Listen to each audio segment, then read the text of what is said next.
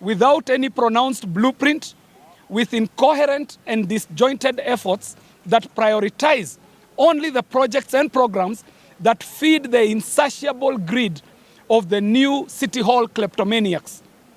The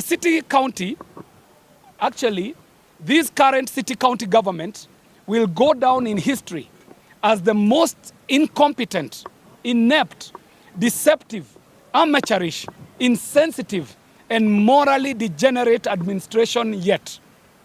With only 2 years in office, the charges being brought against this city-county government are innumerable, and they keep mounting. A recent Auditor General's report unearthed gross mismanagement of public finances, payments of huge amount of monies to ghost workers, corrupt and selective payment of pending bills in exchange for big kickbacks, suspicious accounts, and misappropriation of billions of Kenya shillings. In a shocking revelation last year, a mere junior officer, wielding authority directly granted by the governor, clandestinely approved over 600 building plans against the Physical Land Planning Act, which stipulates that the county chief officer is responsible for approving building plans. That would explain the Kududo development and the unplanned high-rise buildings that are mushrooming and cropping up, being plugged in every corner of this city. Such cases of horrific abuse of power only give a sneak preview of the rot house that is the Nairobi City County Hall, further indicting its highest offices at City Hall. The arrogance displayed in the acquisition of private personal luxury assets by the city's top leadership is shocking. Not only is it shocking, it is nauseating. Never before has Nairobi ever been pilfered so brazenly, so crudely, and never before with so much display of juvenile bravado, intimidation, exclusion, and undermining of those who they are not able to pay to buy with their looted billions. Pitting leaders against each other and sponsoring petty squabbles has become the expensive hobby of the governor and his court of loyalists, the loyalists who are loyalists for hire. The City County Assembly risks sinking into a dysfunctional, remote-controlled, ineffective house with the ever-dangling carrot promised to those who are willing to sell their loyalty and dignity for a paltry 30 coins of silver. And we are saying to the executive at Nairobi City Council, let our MCAs go. MCAs do not need handouts. They do not need bribes. You need to institutionalize the Ward Development Fund so that these MCAs are able to conduct their development in their respective wards. MCAs are not there to beg for handouts in the governor's parlor. They are not there to be bribed for whatever reason that the governor thinks that these MCAs need to be bribed for. They need their independence. They need their financial independence by providing a good structure for the Ward Development Fund to be properly funded, well instituted, so that they can undertake their development in their county wards. It is for this reason that we, a representation of Kenya Kwanza leaders, and by extension, representatives of the millions of disgruntled Nairobi residents, want to call Governor Sakaja and his administration to order.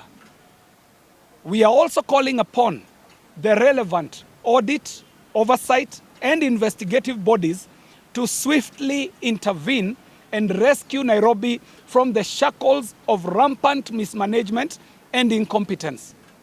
We are starting right here at home. We are starting here in Parliament.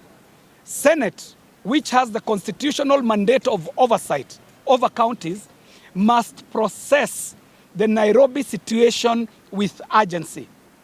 Governor Sakaja must account to the citizens through appearances before Senate. He must be invited to put the record straight, and these invites are invites that he must honor. There is no excuse by any governor as to why you cannot honor an invite by parliament. An invite that is not honored calls or attracts a summon. And when the summons are not honored, it attracts the penalties as stipulated by the law of Kenya and by the standing orders of this very honorable August House.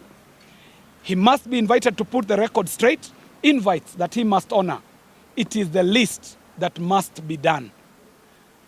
The very esteemed members of the press, I will open these for the question and answer, and these questions can be answered in a popcorn manner.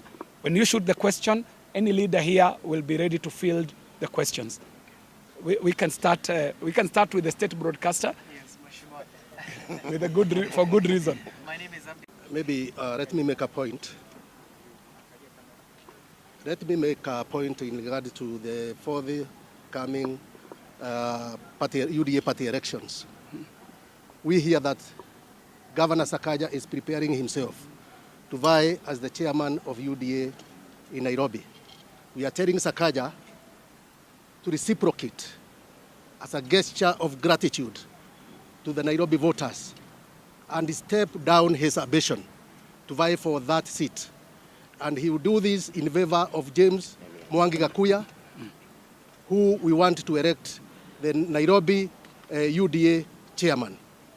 Instead of wasting his time vying for this seat, we are asking him to spend his valuable time going to the committee in Senate to answer the queries of audit.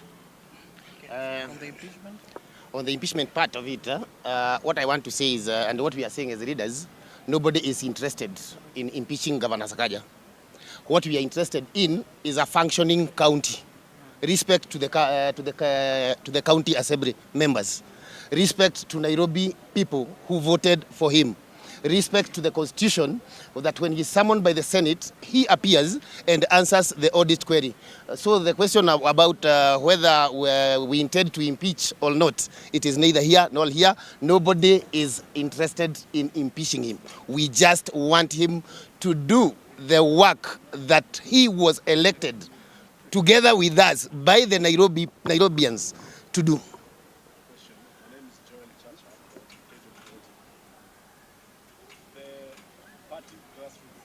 Order and say that we have a state, a very great concerns about the running of the city. Party affairs are matters that we are able to handle, and we will handle the party affairs when it gets to the party affairs. At the moment, we have such a grave matter that ought to be taking the acreage of media reporting rather than what just concerns politicians. The party elections concern politicians. We are here talking about the plight of millions and millions of residents in Nairobi who are demanding for effective leadership, effective and prudent management of resources, but more so a leadership that is in touch with the aspirations of this city, of the residents of this city. The basic for any leader is supposed to be selling a master plan which you intend to execute for the benefit of the residents. As we speak today, Nairobi is devoid of any known master plan, any known blueprint, or any vision that we are working on. So the city is running on autopilot with decisions being made on the fly. This becomes a more critical issue for us to discuss than the UDA party elections. The UDA party elections come about. We are the ones in the political space. We will deal with it. That is open to UDA members only, and it is going to go the delegate way. So it does involve not the entire population. Yes.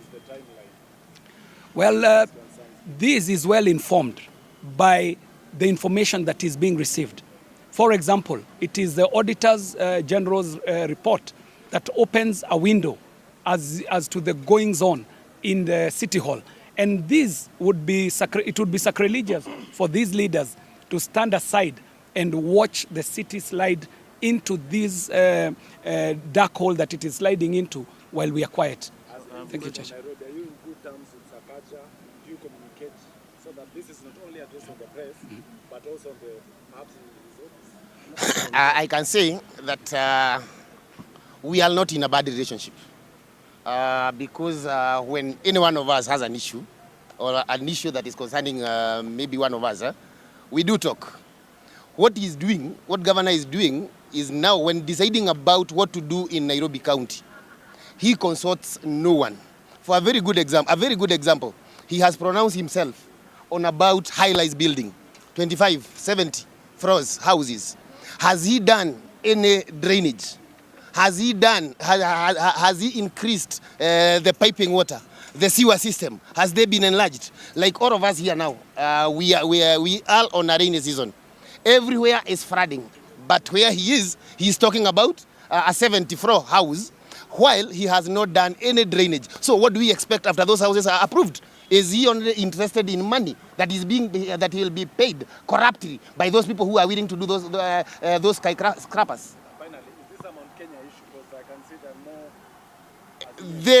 This is not an Mount Kenya issue. This is an UDA issue. I know if you have been following politics of Nairobi, you have been seeing even senator. The senator is complaining. Yeah, if you look at Babu is complaining. Everyone is complaining. Robert Arai is complaining. No, what we have just done is we have decided to do it as a Kenya Kwanza and call him out before maybe the other side of the political side decides otherwise. Yeah. There's a feeling that when General Badi and his... on the face of it, there were some great achievements that NMS was able to score. There are also very grave audit queries that arose in the tenure of NMS. These audit queries had everything to do with how they were working. For example, there was a rolling out of cabro paving in the city. Some of these cabro roads were being laid on loam cotton soil without any pre-preparation of the foundation. Cabro roads which are now tearing apart around Nairobi and the constituencies. So NMS had its hits and it had its misses. For the Nairobi residents, the conversation is bigger than that.